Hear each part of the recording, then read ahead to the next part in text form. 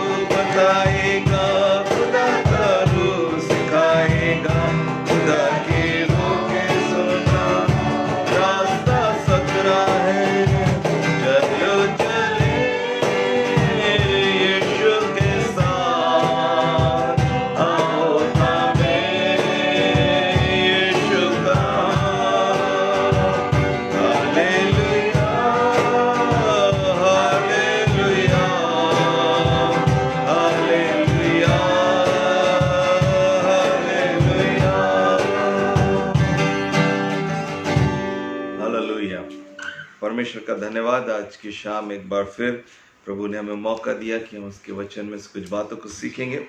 और हम सीख रहे हैं कि प्रार्थना के विषय में।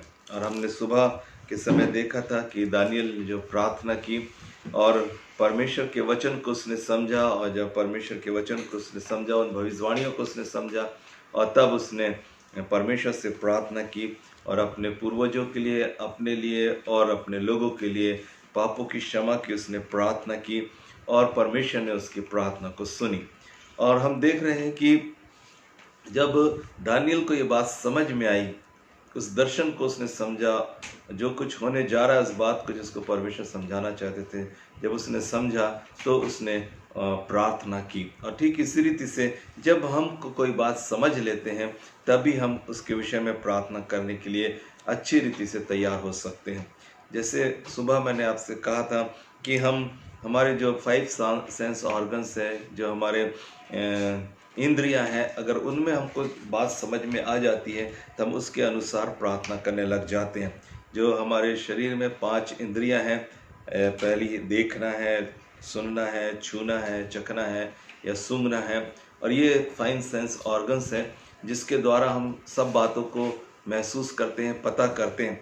तो यहाँ पर आप देखते हैं कि जब हमको कुछ दिखता है, तब जब हम प्रार्थना करते हैं तो हम उस दिखने के अनुसार हम प्रार्थना को कर सकते हैं। कई बार हमारे को ये सेंस नहीं हो पाता कि हम किस बात के लिए प्रार्थना करें, और एक लंबे समय से कई ऐसे विषयों पर हम प्रार्थना करते हैं जिनके विषय में हम जानते भी नहीं हैं या जिनको हमने महसूस भी नहीं किया है या कहीं से सुन लिया है, इसलिए हम प्रार्थना करें। परंतु जब हम उसको महसूस करके प्रार्थना करते हैं, जब हम अपने जीवन पर उन बातों को महसूस करके प्रार्थना करते हैं, उस दर्द को महसूस करके प्रार्थना करते हैं, तब हमारी जो प्रार्थना है वो हमारी दिल से निकलने वाली प्रार्थना होती है। जैसे हमने पिछले दिनों हन्ना की प्रार्थना के विषय में देखा, क्योंकि वो अपनी जो दूसरी उसकी एल्काना की जो दूसरी पत्नी थी, अर्थात अपनी सौतन थी, वो जब उसको चढ़ाया करती थी, जब वो उस दर्द को उसने महसूस किया, तब वो बिलक बिलक कर रोने लगी और प्रार्थना करने लगी, और तब परमेश्वर ने उसकी प्रार्थना को सुना। तो उसने उस कुढ़न को, उस दर्द को, उस तकलीफ को, उस निराशा को और उस बातों को जो वो कहती थी, उन बातों को जब उसने सुना, तब वो पीड़ा से भरकर परमेश्वर के सन्मुख में आई। मतलब वो एहसास करने पाई और तब प्रार्थना उसने की। ठीक इसी रीति से जब हम प्रार्थना करने वाले व्यक्ति होते हैं या हम जब प्रार्थना करते हैं, तो हमारे लिए बहुत ज़रूरी है कि हमारे जो सेंस ऑर्गन्स हैं उनके अंदर ये इन्फॉर्मेशन पहुँचे कि हाँ, हमको इस बात के लिए प्रार्थना करने की आवश्यकता है। एक उदाहरण के जरिए से मैं इस बात को आपको बताना चाहता हूँ। जैसे 5 हमारे सेंस ऑर्गन्स है। पहला है देखना, हम देखने के द्वारा बहुत सारी चीज़ों को महसूस करते हैं। दूसरा है सुनना, हम सुनने के द्वारा बहुत सारी चीज़ों को महसूस कर सकते हैं। फिर तीसरा है छूना, हम छूने के द्वारा भी कई चीज़ों को महसूस करते हैं। ऐसे ही चखना, हमारी जीभ जो है वो हमको टेस्ट के विषय में बताती है। और ऐसे ही है सूंघना, जब हम किसी चीज़ को स्मेल करेंगे, सूंघेंगे, तब हम समझ पाएंगे कि वो अच्छी है या बुरी है। तो ये जो 5 सेंस ऑर्गन्स हैं, ये हमारे जीवन पर बड़े प्रभाव को डालते हैं। तो सबसे पहला जो ऑर्गन है जो है देखना। जब हम कोई बात को देखते हैं, तब हमारा दिल जो है वो तरस से भर जाता है और हम उस बात के लिए प्रार्थना कर सकते हैं। जैसे हम देखते हैं यीशु मसीह के विषय में लिखा हुआ है मत्ती रचित सुसमाचार के 9 अध्याय की 36 पद से लेकर 38 पद तक। तो यहाँ पर लिखा हुआ है कि यीशु मसीह के साथ बहुत सारी भीड़ जो है वो चल रही है, और ये पहला टाइम नहीं है, परंतु इससे पहले भी यीशु मसीह के साथ भीड़ चलती रही है। और यीशु मसीह को हमेशा लोग घेरे रहते थे। जब भी वो निकलते थे, लोग चंगाइयों के लिए, छुटकारे के लिए, आश्चर्य कर्मों के लिए यीशु मसीह के पीछे दौड़े चले जाते थे, भागे चले जाते थे। लेकिन आज जो मत्ती रचित सुसमाचार के 9 अध्याय के अंदर में जब हम पढ़ते हैं, तो यहाँ पर बाइबल हमको बताती है एक विशेष बात को प्रभु यीशु मसीह ने प्रदर्शित किया। एक विशेष बात प्रभु यीशु मसीह को यहाँ पर दिख रही है। कुछ बातों को प्रभु ने ध्यान से देखा है, और वो ध्यान से जब देखा है तो वहाँ पर यीशु मसीह ने अपने शिष्यों को आदेश दिया है कि अब ज़रूरी है कि तुम प्रार्थना करो। यदि आप मत्ती रचित सुसमाचार के 9 अध्याय की 35 पद से आगे को पढ़ते हैं, तो यहाँ पर लिखा हुआ है, यीशु सब नगरों और गांव में फिरता रहा और उसने आराधनालयों में उपदेश करता और राज्य का सुसमाचार प्रचार करता हुआ और हर प्रकार की बीमारी और दुर्बलता को दूर करता रहा। और जब उसने भीड़ को देखा तो उसको लोगों पर तरस आया, क्योंकि वह उन भेड़ों के समान जिनका कोई रखवाला ना हो व्याकुल और भटके हुए थे। तब उसने अपने चेलों से कहा, पके खेत तो बहुत है, पर मजदूर थोड़े हैं, इसलिए खेत के स्वामी से विनती करो कि वह अपने खेत काटने के लिए मजदूर को भेज दे। यहाँ पर हम देखते हैं कि यीशु मसीह ने इस बात को कहने से पहले यीशु मसीह के पीछे एक बड़ी भीड़ पहले से ही चलती रही है। और वहाँ पर यीशु मसीह ने इसके पहले मत्ती को बुलाया था, उसके बाद उसने मृतक लड़की को, बीमार लड़की को चंगा किया था, उस सरदार की लड़की को चंगा किया था जो मर गई थी। और बाइबल हमको बताती है 2 अंधे थे, उनको भी यीशु मसीह ने चंगे किए थे। कई गूंगे और बहरों को भी चंगे किए थे। और भीड़ लगातार यीशु मसीह के साथ साथ चली जा रही थी। लेकिन यहाँ पर जो हम 36 पद को पढ़ते हैं तो यहाँ पर लिखा हुआ है, जब उसने भीड़ को देखा तो उसको लोगों पर तरस आया। अभी इससे पहले भी भीड़ यीशु मसीह के पीछे चल रही, लेकिन अभी का देखना और पहले के देखने में बहुत फर्क है। पहले जो भीड़ चल रही थी उसमें जरूरतमंद लोग दिखाई दे रहे थे, लेकिन अभी बाइबल के बताती कि यीशु मसीह ने जब देखा तो भीड़ को देखा तो तरस आया। क्यों तरस आया? आगे लिखा है, क्योंकि वह उन भेड़ों के समान जिनका कोई रखवाला ना हो, व्याकुल और भटके हुए से थे। यहाँ पर बाइबल बताती है एक दृष्टिकोण का बदलाव हम देखते हैं, और ये बदलाव ये है कि जो भीड़ अब तक भीड़ लग रही है, अब वो भेड़ के समान दिख रही है। और इसलिए यीशु मसीह तरस से भरे हुए हैं और वही कह रहे हैं कि ये तो भटके हुए लोग हैं, इनका बचना बहुत ज़रूरी है, इनको परमेश्वर के राज में लाना बहुत ज़रूरी है। और तब यीशु मसीह जो तरस से भर गए, वो अपने हृदय में व्याकुल हो गए। और बाइबल बताती है, यहाँ लिखा हुआ है, तब उसने अपने चेलों से कहा, पके खेत तो बहुत है पर मजदूर थोड़े हैं। ये वो वाक्यांश है जिसको प्रभु यीशु मसीह इस जगह पर इस्तेमाल कर रहे हैं, जहाँ पर वो भीड़ को भेड़ के समान देख रहे हैं। जब उनको ये महसूस हुआ यहाँ पर कि ये तो उस भटके हुए भेड़ के समान है जिनका कोई चरवाहा नहीं है, इनको कोई गाइड करने वाला नहीं है, इनको कोई लीड करने वाला नहीं है। और तब यहाँ पर यीशु मसीह कह रहे हैं कि अब तुम प्रार्थना करो, खेत के स्वामी से विनती करो कि वो अपने खेत काटने के लिए मजदूरों को भेज दे। अब यहाँ पर ज़रूरत है कि लोग उनके पास तक पहुँचाए जाए, उनको बचाया जाए और उनको परमेश्वर के राज्य में शामिल किया जाए। तो यहाँ पर एक दृष्टिकोण का फर्क हो रहा है। और ठीक इसी रीति से जब हम प्रार्थना करते हैं तो जब हम कुछ देखते हैं तब हमारे अंदर फीलिंग आती है। जब हमारे अंदर फीलिंग आती है तब हम प्रार्थना करते हैं और कहते हैं कि परमेश्वर, ये इस काम को करने के लिए हमें प्रार्थना की आवश्यकता है। हालेलुया। और एक बार हम लोग जब शहर में घूम रहे थे और एक नशे के एक शराब की जो दुकान थी, वहाँ पर बहुत सारे लोग जो है भीड़ लगाकर शराब को पी रहे थे। बड़ा भीड़ भाड़ वहाँ लगी हुई थी। और तब उस दिन पहली बार जब मैं उस सड़क से निकला, वहाँ पर मेरी आंखों से आंसू गिरने लगे और मैंने प्रार्थना करना शुरू किया कि प्रभु, इन शराब के भट्टों को तू बंद कर, इन शराब के अड्डों को तू बंद कर, और यहाँ से शराब का जो कारोबार है वो ख़त्म हो जाए। जब तक मैंने उस भीड़ को देखा नहीं, जब तक मैंने महसूस नहीं किया, मेरे हृदय के अंदर तरस नहीं आया और मेरी आंखों से आंसू नहीं निकले। और जब मैंने इस बात को महसूस किया कि वास्तव में ये जितने लोग जो शराब की अड्डे पर बैठे हुए हैं और शराब पी रहे हैं, ये लोग जो हैं वे विनाश की कगार पर जा रहे हैं, सारे के सारे नरक की तरफ जा रहे हैं। और तब आंसू निकल कर आए और तब मैंने प्रार्थना करना शुरू किया कि वो भट्टे बंद किए जाए, वो तमाम जो शहर में लोग नशे में पड़े हुए हैं उनके लिए हमने प्रार्थना करना शुरू की। तो जब तक हम कोई बात को देखते नहीं हैं तब तक हम प्रार्थना नहीं करते। अभी बीते दिनों में हम देख रहे थे कि मजदूर लोग जो हैं सड़कों पर जा रहे हैं और पैदल जा रहे हैं, बच्चे हैं, छोटे हैं बच्चे हैं, खाने को नहीं मिल रहा है। और जब हमको ये बात मालूम हुई और ये बात हमने जब मीडिया में देखी, हम तरस से भरे और तब हमने प्रार्थना शुरू किया कि प्रभु तू मजदूरों के लिए तू प्रबंध कर। और उससे पहले भी मजदूर पैदल चल रहे थे, लेकिन कभी हमने प्रार्थना नहीं की कि मजदूरों को प्रभु तू अच्छे रास्ते में अच्छे से उनको उनके घर तक पहुंचा। लेकिन जब देखा और परिस्थितियों को देखा कि किस रीति से लोग परेशान हैं, और तब देखने के बाद हमको एक दर्शन मिलता है कि हम उनके लिए भी प्रार्थना करें। और इसलिए जब हम अपने इर्द गिर्द की बातों को देखते हैं तब हम उनके लिए प्रार्थना कर सकते हैं।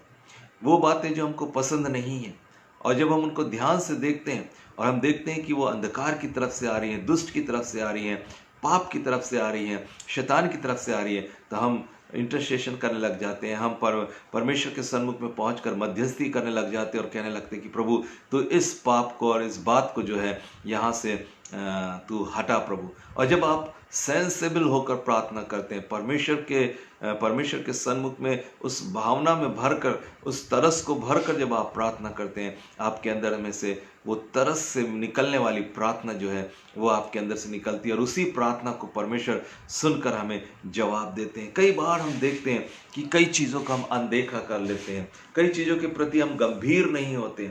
यहाँ पर यीशु मसीह गंभीर हो गए हैं उस भीड़ को देखकर जो जो जो भटकी हुई सी दिखाई देती हैं, जिनका कोई चरवाहा नहीं ऐसी दिखाई देती हैं। और यीशु मसीह यहाँ पर तरस से भरकर जो है विनती कर रहे हैं, अपने चेलों को ये बोल रहे हैं कि अब समय आ गया है कि हम इनके लिए प्रार्थना करें कि इन तक मजदूर पहुंचाए जाएं, और मजदूर वहां पहुंचे और मजदूरों को बचाया जा सके, या यीशु मसीह के राज्य में जो है लाया जा सके। क्योंकि जब तक कोई भेजे ना तो कोई कैसे जाएगा। अगर हम रोमियो की पत्री और उसके 10वें अध्याय को पढ़ते हैं तो यहाँ पर बाइबल हमको बताती है, यहाँ पर लिखा हुआ है, अगर आप 10वें अध्याय की 13 पद को पढ़ते हैं तो 13 पद में लिखा है, क्योंकि जो कोई प्रभु का नाम लेगा वो उद्धार पाएगा।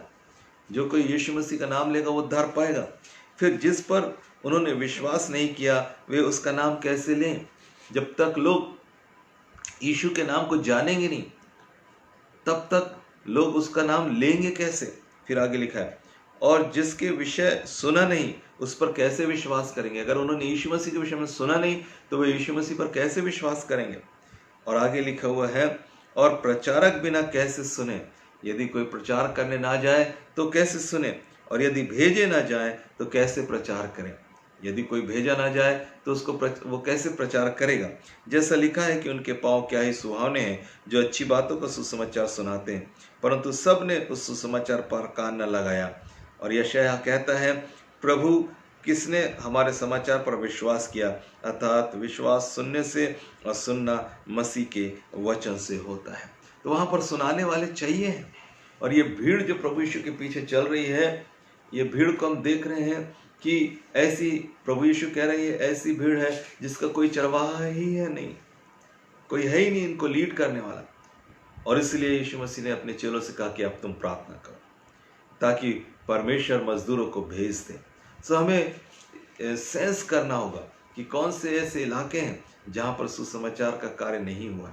और जब आप सेंस करेंगे, जब आप देखेंगे, वहाँ पर पाप को देखेंगे, वहाँ पर अंधकार को देखेंगे, वहाँ पर बुराइयों को देखेंगे, और फिर आप तरस से भरकर प्रार्थना करेंगे, कहेंगे, प्रभु तू इस स्थान पर अपने कार्य को कर, इन लोगों को तू बचा प्रभु जी, इन लोगों के जीवन को तू बदल प्रभु जी, ताकि वे उद्धार को प्राप्त करने वाले हो सके।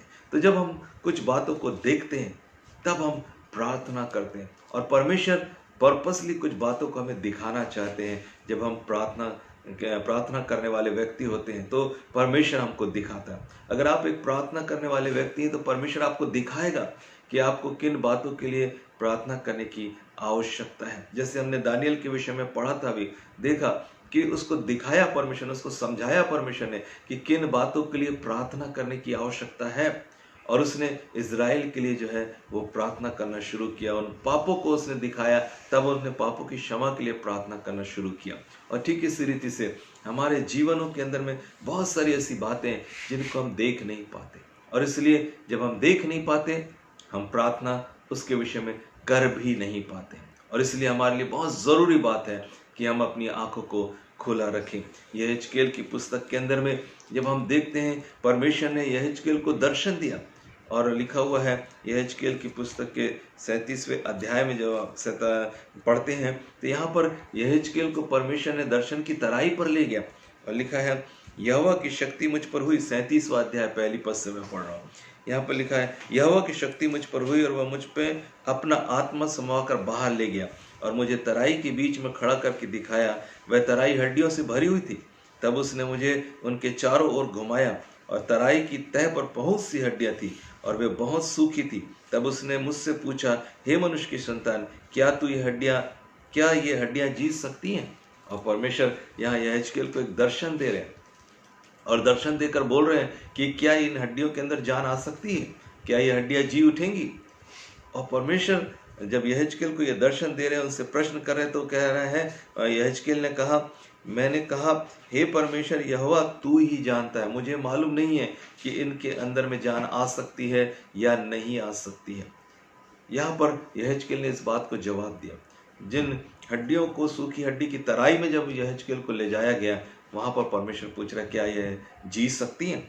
तब बाइबल कहती है, तब उसने मुझसे कहा, इन हड्डियों से भविष्यवाणी करके कह, हे सूखी हड्डियों, यहोवा का वचन सुनो। और अब यहेजकेल की परीक्षा है।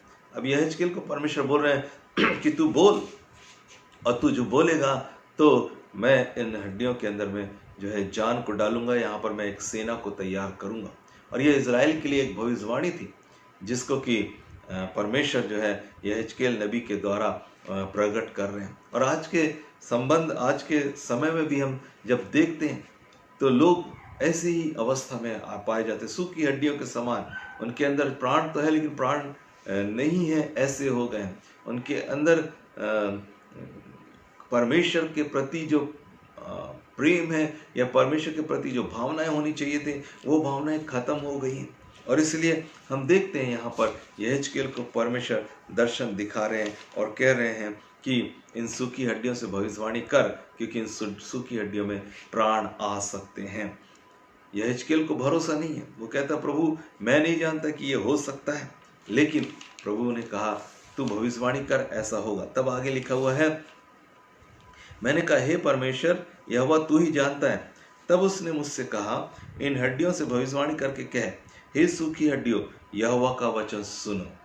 ये एक ऐसी बात है जो परमेश्वर उनको कहने के लिए बोल रहे हैं कि सूखी हड्डियों, परमेश्वर के वचन को सुनो। परमेश्वर यहोवा तुम हड्डियों से कहता, देखो मैं आप तुम में सांस समवाऊंगा और तुम जी उठोगी। मैं तुम्हारे नसें उपजाऊंगा, मांस चढ़ाऊंगा और तुमको चमड़े से ढापूंगा और तुम में सांस समवाऊंगा और तुम जी जाओगी और तुम जान लोगी कि मैं यहोवा हूँ। और यहाँ पर परमेश्वर जो है अब यहेजकेल को भविष्यवाणी करने के लिए बोल रहे हैं। अब यहेजकेल जब इस तराई को देख रहा है, इस तराई को देखने के साथ सब कुछ असंभव सा लग रहा है। कभी सूखी हड्डियों में जान आ सकती है क्या? यहाँ कोई संभावना ही नहीं है, लेकिन परमेश्वर कह रहा है कि ये हो सकता है। और तब यहेजकेल ने उस बात पर भरोसा किया। कई बार हम इस बात के विषय में देखते हैं कि ये काम हो नहीं सकता है, अब मुश्किल है कि ये लोग बदल जाएं, अब ऐसा हो नहीं सकता, अब बहुत मुश्किल है कि संसार बदला जाएगा। लेकिन परमेश्वर का वचन कहता है, जब हम प्रार्थना करते हैं, परमेश्वर हमारे प्रार्थनाओं को सुनता है और वो हमें भविष्यवाणी के वचन को देता है। वो हमारे मुंह पर शब्द को डालता है। जैसे अभी हमने पढ़ा कि जब तक कोई भेजा ना जाए तब तक कौन वहां जाएगा। और यीशु मसीह ने कहा कि तुम प्रार्थना करो कि मजदूर आ जाएं। अभी भी कितनी ऐसी जातियां, अभी भी कितने ऐसे लोग हैं जिन्होंने यीशु मसीह के सुसमाचार को नहीं सुना है। लेकिन अगर प्रार्थना योद्धा लगातार प्रार्थना करते रहे तो परमेश्वर उनकी प्रार्थनाओं को सुनकर उन तक सुसमाचार सुनाने वालों को भेजेगा, उन तक जीवन का आत्मा पहुंचेगा, उन तक पवित्र आत्मा की सामर्थ जाएगी और लोग पवित्र आत्मा के द्वारा, उस पुनरुत्थान की सामर्थ के द्वारा जी उठेंगे। और बाइबल यहाँ पर कहती है, यहेजकेल ने आज्ञा को माना और लिखा है 7वीं पद से मैं आगे पढ़ता हूँ, इस आज्ञा के अनुसार मैं भविष्यवाणी करने लगा और मैं भविष्यवाणी कर ही रहा था कि एक आहट आई और भूंडोल हुआ और वे हड्डियां इकट्ठी होकर हड्डी से हड्डी जुड़ गई। मैं देखता रहा, उनमें नसें उत्पन्न हुई और मांस चढ़ा और वे ऊपर चमड़े से ढप गई, परंतु उनमें सांस कुछ न थी। तब उसने मुझसे कहा, हे मनुष्य के संतान, सांस से भविष्यवाणी कर और सांस से भविष्यवाणी करके कह, हे सांस, परमेश्वर यहोवा यूं कहता है, चारों दिशाओं से आकर इन घातकियों में से समा जा कि ये जी उठे।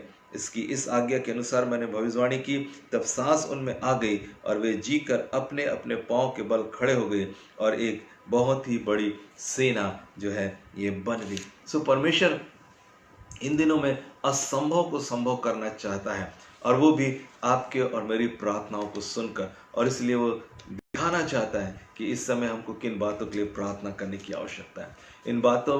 इस समय में हम क्या देख रहे हैं संसार के अंदर में, और किस रीति से महामारियां, किस रीति से तकलीफें, किस रीति से मुश्किलें आ रही हैं। अब हमारे को ये बात समझने की आवश्यकता है कि प्रभु यीशु मसीह का आगमन नजदीक है।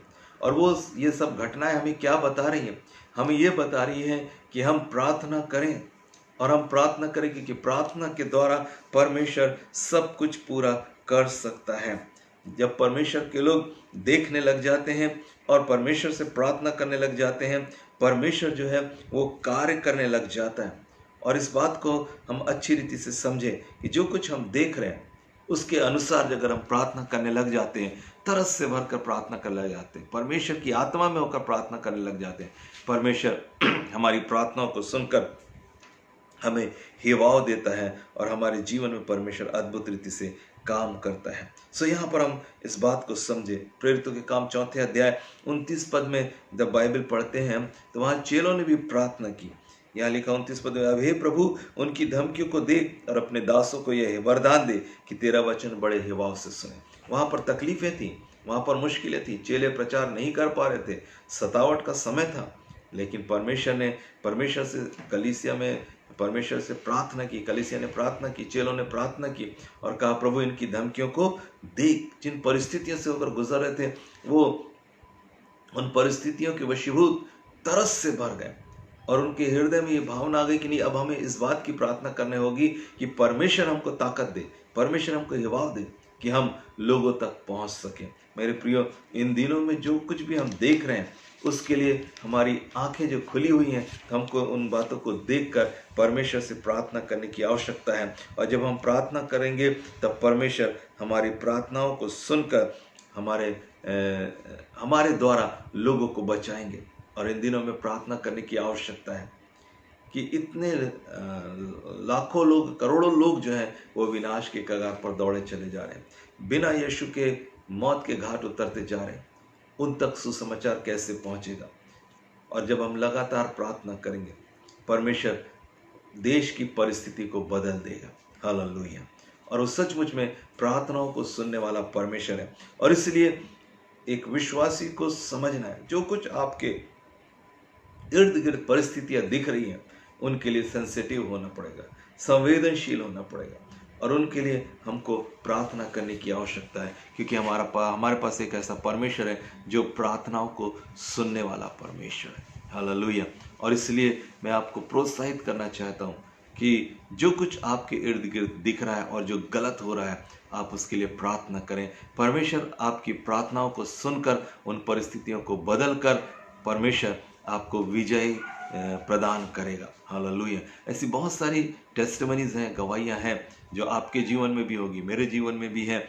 जब हमने देखा कि ये चीज़ यहाँ पर बिल्कुल ठीक नहीं है और परमेश्वर से प्रार्थना की, प्रभु इस स्थान पर ये चीज़ नहीं होना चाहिए, ये गंदी आत्मा जो यहाँ काम कर रही है इसका प्रभाव यहाँ पर ख़त्म हो जाना चाहिए।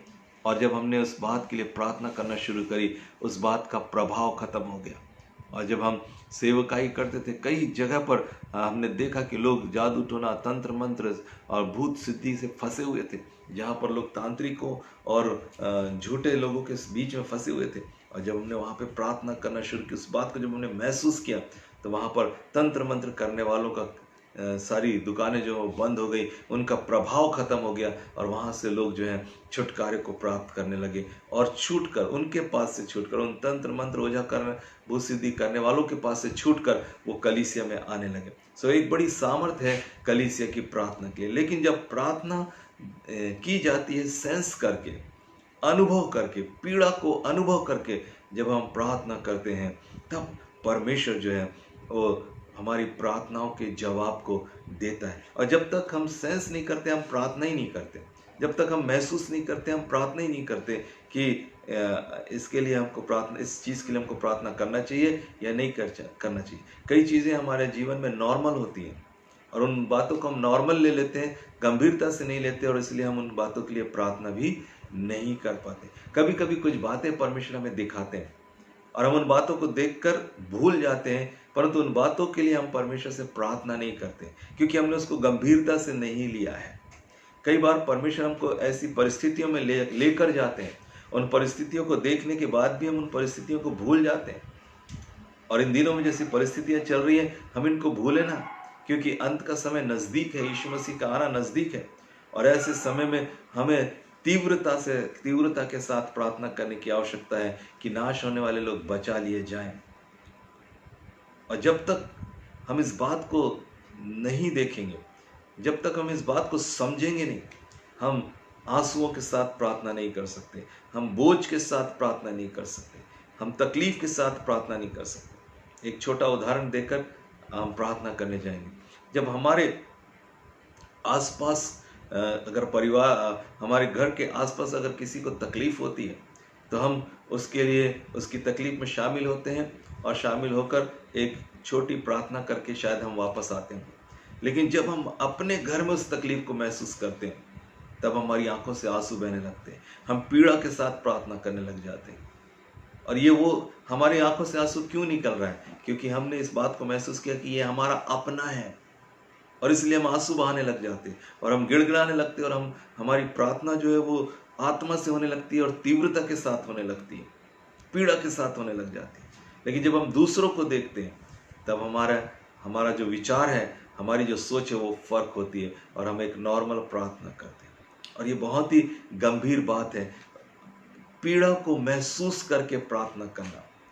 अपने अंदर उस बात को महसूस करके जब आप प्रार्थना करते हैं, परमेश्वर चमत्कार करते हैं, परमेश्वर जो है आश्चर्य कर्म करते हैं। अभी पिछले दिनों मैं और मेरी पत्नी एक गांव में गए हुए थे। वहाँ पर हम प्रार्थना करने के लिए जब गए तो वहाँ पर जिस परिवार में हम लोग प्रार्थना करने गए, वहाँ की प्रार्थना खत्म होने के बाद पड़ोसी लोगों ने बुलाया और हमने देखा कि उस स्त्री को, एक स्त्री थी जो बिस्तर में पड़ी हुई थी, और हमने जब उसको देखा तो हम तरस से भर गए और उसकी हालत ऐसी थी कि अब वो मरने ही वाली है। डॉक्टर्स ने उसको जवाब दे दिया था और घर वालों ने उसको बिस्तर से उतार कर नीचे ज़मीन में रख दिया था और जैसे अंतिम दिन जैसे हो जाते हैं, किसी को एक दिया उन्होंने जला लिया था और उनको सामरा, यहाँ की भाषा में कहते हैं, वो पिलाया जाता था। एक पानी है उसको पिलाकर कि अब तुम अंतिम हो गई तुम्हारी, अब तुम विदा होने वाले।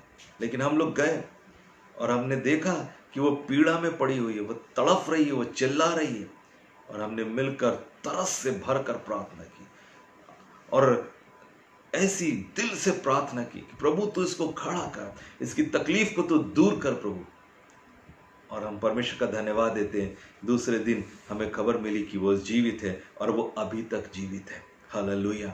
तो जब आप महसूस करते हैं पीड़ाओं को, एहसास करते हैं प्रार्थना में, तब जाकर आपकी प्रार्थनाओं के अंदर में वो सामर्थ काम करती है, वो प्रबलता काम करती है, जिससे कि परमेश्वर अद्भुत काम करते हैं। यीशु मसीह की लाइफ स्टाइल ही यही है कि वो हमेशा तरस से भरकर प्रार्थना करते थे और वो तरस आपके और मेरे अंदर होना चाहिए और वो तरस हमारे एहसास में आना जरूरी है। जब हम एहसास करेंगे तब हम प्रार्थना करेंगे और जब तक हम एहसास नहीं करेंगे हम प्रार्थना नहीं कर सकते। हालेलुया। और इसलिए हम इन दिनों में परमेश्वर से प्रार्थना की आत्मा को मांगे ताकि परमेश्वर का आत्मा हमको कायल करे, तरस से भरे और हम महसूस करें उस पीड़ा को जो हमारे देश के अंदर में है, हमारे शहर के अंदर में, हमारे विश्वासी भाई बहनों के जीवन में, हमारे परिवार के अंदर में। आप महसूस करिए अभी कितने लोग ऐसे हैं घर के जिन्होंने उद्धार नहीं पाया है, जो प्रभु यीशु मसीह भरोसा नहीं करते और आपको मालूम नहीं है अगर उन्होंने प्रभु पर भरोसा नहीं किया तो वो यीशु मसीह के आने के समय में नरक में चले जाएंगे क्योंकि उनके पाप क्षमा नहीं किए गए हैं। आप क्या करेंगे? आपको महसूस करना होगा उस दर्द को कि एक मेरे परिवार का एक व्यक्ति अगर नरक में चला जाएगा तो वो अनंत काल की आग में जलता रहेगा। उसको छुड़ाना बहुत जरूरी है। और जब आप ये महसूस करेंगे कि मेरा बेटा, मेरी बेटी, मेरा पति, मेरी पत्नी अभी भी विश्वास में नहीं, और उसको एहसास करेंगे, उसको महसूस करेंगे कि अगर ये आज उद्धार को नहीं पाता है तो नरक में चला जाएगा, और जब ये एहसास आपके अंदर आएगा तब आप सच्ची प्रार्थना करने लगेंगे। आप फूट फूट कर रो रो के प्रार्थना करने लग जाएंगे और आप प्रार्थना करने लग जाएंगे कि प्रभु मेरे बेटे को बचा, मेरी बेटी को बचा, मेरे परिवार को बचा, मेरे पड़ोसी को बचा, मेरे देश को बचा, मेरे मोहल्ले को बचा, मेरे जाति भाइयों को बचा। क्योंकि वो नहीं जानते, उनकी आंखें बंद हैं, लेकिन आपको परमेश्वर ने सेंस दिया है, आपको परमेश्वर ने अनुभव करने के लिए शक्ति दिया है, मुझको अनुभव दिया है। तब हम दिल से प्रार्थना करेंगे और जब हम दिल से प्रार्थना करेंगे परमेश्वर हमारी प्रार्थना को सुनेगा। हालेलुया। परमेश्वर इस वचन के द्वारा हमें आशीष दे और भी बातों को हम सीखेंगे इन दिनों में और प्रार्थना भी करेंगे। कि परमेश्वर हमें अनुग्रह दे कि प्रार्थना का आत्मा और प्रार्थना सिखाने वाला आत्मा और प्रार्थना की सामर्थ हम पर प्रकट हो, ताकि हम एक सामर्थी प्रार्थना योद्धा होकर परमेश्वर के राज की बढ़ोतरी के लिए कार्य कर सकें। प्रभु हमें आशीष से प्रार्थना करते हैं। स्वर्गीय पिता, प्रभु यीशु के पवित्र नाम में आपके चरणों में आते हैं, आपका धन्यवाद और स्तुति करते हैं परमेश्वर, और हम प्रार्थना करते हैं प्रभु हमें अनुभव करने के लिए, सेंस करने के लिए सहायता करिए, ताकि हम अनुभव कर सके उस बात को जिसके लिए हमें प्रार्थना करने की आवश्यकता है। जैसे आपने भीड़ को देखा प्रभु जी, तो वो भीड़ नहीं परंतु भीड़ के समान दिखाई दे रही थी जो बिना चरवाहे की है। और आज हम अपने शहर की तरफ और अपने लोगों की तरफ जब हम देखते हैं प्रभु, तो वो भी भटके हुए से दिखाई देते हैं। प्रभु अनुग्रह करिए कि हम भी तरस से भरकर प्रार्थना करने वाले व्यक्ति बनने पाए। यीशु मसीह इन दिनों में कलीसिया जब अपने घरों में है प्रभु, ज्यादा से ज्यादा समय वो प्रार्थना में बिता सके। परमेश्वर पिता, प्रार्थना का आत्मा हर एक के जीवन पर कार्य करे प्रभु जी, ताकि हम तरस से भरकर प्रार्थना कर सके प्रभु जी, और आप हमारी प्रार्थनाओं को सुनकर हमारे देश को ज्यों का त्यों कर दें प्रभु। इस समय हम विशेष रीति से प्रभु जी इस कोरोना वायरस के पीड़ित लोगों के लिए प्रार्थना करते हैं प्रभु। तो उनके जीवन पर कार्य कर प्रभु, ताकि वे बचाए जाएं प्रभु। हम प्रार्थना करते हैं पिता परमेश्वर, उन तमाम डॉक्टर्स के लिए, नर्सेस के लिए हम प्रार्थना करते हैं प्रभु, उन तमाम लोगों के लिए प्रभु जी जो इस वायरस से लड़ने के लिए लगे पड़े हैं। प्रभु अनुग्रह कर, तू संभाल प्रभु, इस महामारी से हमारे देश को बचाओ प्रभु, लोगों को बचाइए प्रभु। प्रार्थना करते हैं विश्वासी भाई बहनों के लिए परमेश्वर, उनके परिवारों के लिए प्रार्थना करते हैं जिनके परिवार में अभी भी उद्धार नहीं पहुंचा है प्रभु। अभी भी प्रभु जी परिवार के सब लोग प्रभु आपके चरणों में नहीं आ पाए हैं प्रभु जी। यीशु मसीह होने दीजिए इन दिनों में जब घर पर सुसमाचार सुनाया जा रहा है, जब उनके घर में रोज सुबह शाम परमेश्वर का वचन प्रभु जी वातावरण में फैल रहा है मोबाइल के माध्यम से, प्रभु आपसे अनुग्रह मांगते हैं पिता परमेश्वर, अनुग्रह मांगते हैं, अनुग्रह मांगते हैं परमेश्वर। तू दया कर प्रभु, दया कर प्रभु जी, तू दया कर पिता परमेश्वर, तू दया कर परमेश्वर पिता, ताकि वो लोग उद्धार को प्राप्त करने वाले हो सके। प्रभु जी हम प्रार्थना करते हैं हमारे देश की हर एक परिस्थितियों पर आपके अनुग्रह को चाहते हैं प्रभु। डॉक्टर मनमोहन सिंह के लिए प्रार्थना करते जो आईसीयू में एडमिट है प्रभु जी, आपसे प्रार्थना करते आप उन्हें चंगा करें प्रभु जी, और उन्हें जीवन प्रदान करें पिता परमेश्वर। ओ प्रभु जी वो आपके एक अच्छे जन है परमेश्वर। हम प्रार्थना करते हैं प्रभु जी, अभी देश को उनकी ज़रूरत है प्रभु, हम चाहते हैं प्रभु तू उनको जीवन दान प्रदान कर प्रभु जी। ऐसे हम प्रार्थना करते हैं यीशु मसीह के नाम से प्यारे प्रभु जी। और भी जो राजनेता इस समय बीमार पड़े हुए हैं प्रभु जी, प्रभु तू उन्हें छू और चंगा कर पिता परमेश्वर। और इन दिनों में हम विशेष रीति से प्रार्थना करते हैं हमारी सरकार को प्रभु अनुग्रह दे, बुद्धि दे, समझ दे प्रभु जी। प्रधानमंत्री को, राष्ट्रपति को और मुख्यमंत्रियों को प्रभु जी सबको तू बुद्धि और समझ दे प्रभु। जितने मंत्रीगण हैं उनको बुद्धि और समझ दे प्रभु जी, कि इस विपरीत परिस्थिति में प्रभु जी वो आपकी ओर से बुद्धि को प्राप्त करने पाए प्रभु जी। अनुग्रह करिए प्रभु जी। इजराइल पर भी आपके अनुग्रह को चाहते हैं पिता परमेश्वर, तो अपने देश पर, इजराइल पर आशीष दे प्रभु जी, ताकि आपकी महिमा उस देश में होने पाए प्रभु जी। धन्यवाद प्रार्थना सुनने के लिए प्रभु जी। एक बार फिर से कलीसिया के एक एक जन को आपके हाथों में सौंपते हैं, हर एक के साथ हर एक की सहायता और मदद करिए। विशेष रीति से गुप्ता जी के लिए हम प्रार्थना करते हैं प्रभु, उनके सांस लेने में जो तकलीफ हो रही है यीशु के नाम से वो तकलीफ दूर होने पाए प्रभु जी। और वो बड़े लंबे समय से पीड़ा में गुजर रहे हैं प्रभु जी, और डॉक्टर्स जो दवाइयाँ दे रहे हैं वो काम नहीं कर पा रही ठीक से प्रभु जी। और हम प्रार्थना करते तू सहायता कर प्रभु जी, और अपने दास को छू कर चंगा कर प्रभु जी। सब बातों के लिए धन्यवाद देते हुए सारी महिमा आदर और सम्मान आपको देते हैं, यीशु मसीह के नाम से मांगते हैं, आमीन। आइए हम प्रभु की प्रार्थना को बोलेंगे। हे हमारे पिता, आप जो स्वर्ग में हैं, आपका नाम पवित्र माना जाए, आपका राज आए, आपकी इच्छा जैसे स्वर्ग में पूरी होती है वैसे इस पृथ्वी पर भी पूरी हो। हमारे दिन भर की रोटी आज हमें दें, और जैसे हमने अपने अपराधियों को क्षमा किया वैसे ही हमारे अपराधों को क्षमा करें। हमें परीक्षा में न लाए परंतु बुराई से बचाए, क्योंकि राज्य, पराक्रम और महिमा सदा आपके, आमीन। अब हमारे पिता परमेश्वर का प्यार, प्रभु यीशु मसीह का अनुग्रह, पवित्र आत्मा की संगति और सहभागिता में से प्रत्येक विश्वासियों के साथ हमेशा हमेशा तक होती रहे। आमीन आमीन आमीन। हालेलुया। परमेश्वर आप सबको आशीष दे। गुप्ता जी की तबीयत थोड़ी ठीक नहीं है, उनके लिए लगातार प्रार्थना करते रहिएगा। अगर आपके पास उनका फ़ोन नंबर है तो ज़रूर फ़ोन करके उनके लिए प्रार्थना कर दीजिए, ताकि वो उनको हिवाव मिले, और इस समय उनको सबसे ज़्यादा हिवाव की आवश्यकता है। और इसलिए आप सबसे आग्रह है कि जिसके पास भी गुप्ता जी का नंबर है आप ज़रूर फ़ोन करें, और फ़ोन करके ज़रूर से जो है आप उनको फ़ोन करके बताएं, उनसे बातचीत करें, प्रार्थना करें, ताकि परमेश्वर उनको जल्दी से जल्दी चंगा करें। जब आप बात कर लेंगे तो ज़रूर उनको अच्छा लगेगा, ये मेरा विश्वास है। व्हाट्सएप में मैं उनका नंबर फॉरवर्ड कर रहा हूँ आप सबको।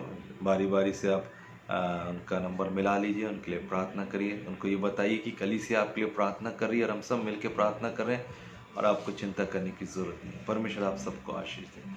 सबको जय मसीह।